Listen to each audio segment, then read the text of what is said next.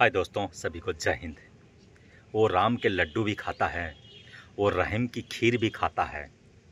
वो भूखा है साहब, उसे कहाँ मजहब समझ आता है। जहाँ एक तरफ धर्म के नाम पर कुछ लोग एक दूसरे से लड़ रहे होते हैं, वहीं दूसरी तरफ भूखे लोगों के दिल से यही बात निकल रही होती है कि भूख से बड़ा धर्म और रोटी से बड़ा ईश्वर कोई हो तो बताओ, मुझे भी धर्म बदलना है। दोस्तों, दुनिया में ऐसे लोग भी हैं जो इतने भूखे हैं कि भगवान उन्हें किसी और रूप में नहीं दिखता सिवाय रोटी के। इस कहानी को महसूस करिएगा दोस्तों। एक गरीब परिवार था जिसमें पति पत्नी और 2 बच्चे थे। जैसे कैसे उनके दिन गुजर रहे थे। आदमी एक फैक्ट्री में मजदूर था। अचानक वो बीमार पड़ गया। जितनी थोड़ी बहुत जमा पूंजी थी वो डॉक्टरों की फीस और दवाइयाँ में लग गई और एक दिन इसी हालत में वो बच्चों को अनाथ करके इस दुनिया से चल बसा। रिवाज के अनुसार 3 दिन तक आसपास के लोगों के यहाँ से खाना आया। चौथा दिन भी आया और घर में खाने को कुछ भी नहीं था, पर पेट तो खाना मांगा ही।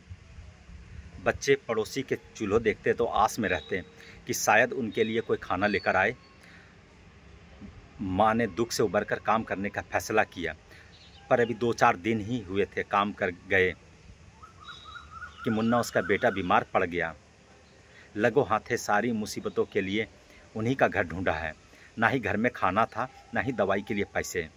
बुखार में तपता मुन्ना और बहन मुन्नी बहुत भूखे थे, और भूख तो दुनिया की सबसे बड़ी है। सुबह मिठाओ तो शाम को फिर खड़ी है। माँ ने उनको ये कहकर तसल्ली दी कि सो जाओ बच्चों, ख्वाब में फरिश्ते आएंगे बहुत सारे रोटियां लेकर। पर भूखे पेट नींद किसे आती है। इधर मुन्ना बुखार में तप रहा था।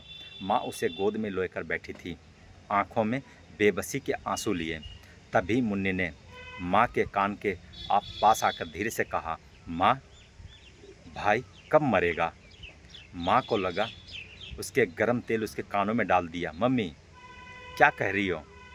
जबान नहीं जल गई तुम्हारी ये कहते हुए? क्यों कहा ऐसा तुमने?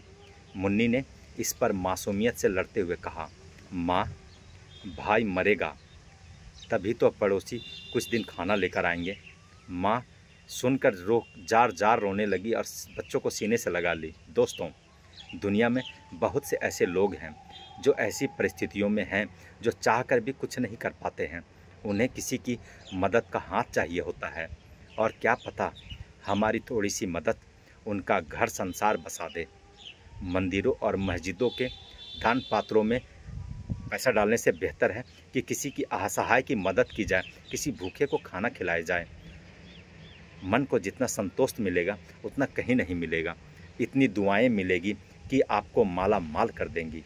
दोस्तों, याद रखिए, दुनिया में रहने के लिए सबसे अच्छी 2 ही जगह है। एक तो किसी के दिल में और दूसरा किसी के दुआओं में। ज़रूरी नहीं कि हर वक्त लबों पर खुदा का नाम आए। लम्हा भी इबादत से भी कम नहीं जब इंसान इंसान के काम आए। जय हिंद दोस्तों।